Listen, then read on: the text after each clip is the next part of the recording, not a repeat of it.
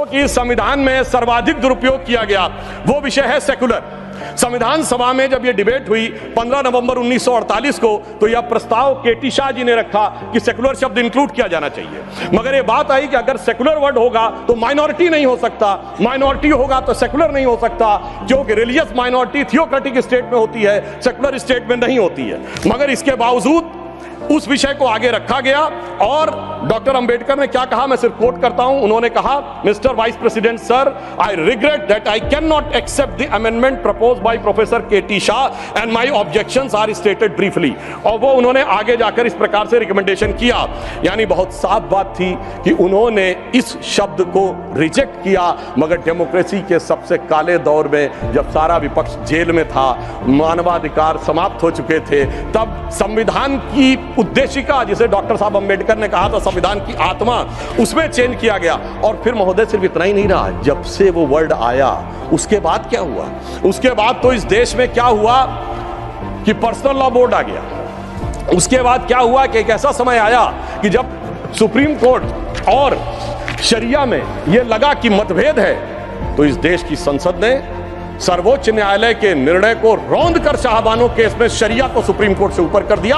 मैं विनम्रता से कहना चाहता हूं, दुनिया के किसी सेकुलर देश में ऐसा कोई एक उदाहरण बता दे तो मैं अपना बयान वापस लेने को तैयार हूं। फिर उसके बाद उपरांत महोदय इतना ही नहीं हुआ, फिर प्लेसेस ऑफ वर्शिप एक्ट आया। वो कहता है कि 15 अगस्त 1947 के बाद कोई चेंज नहीं होगा, ठीक है। मगर महोदय फिर वक्फ बोर्ड एक्ट आया, जो ये कहता है कि कोई समय सीमा नहीं रहेगी।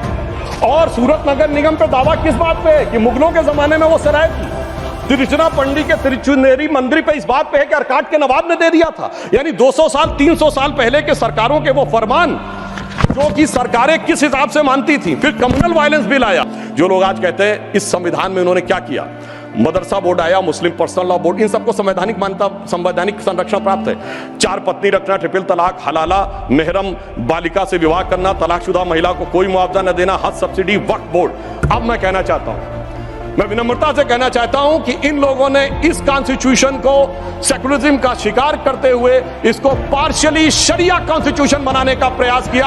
अन्यथा कोई गैर मुस्लिम देश दिखा दे कि जिसमें कि इस प्रकार की बात हुई हो, कोई सेकुलर देश, 200 देश हैं। मैं पूछना चाहता हूं, जिम्मी और जजिया के फरमानों को कॉन्स्टिट्यूशनल मान्यता देना क्या शरिया को संविधान में लागू करना नहीं है? मैं पूछना चाहता हूं, ये बताइए, आपको अब्दुल रहीम खान खाना, रस खान, मलिक मोहम्मद जायसी, अशफाक उल्लाह खां, वीर अब्दुल हमीद, डॉक्टर APJ अबुल कलाम क्यों नजर नहीं आते?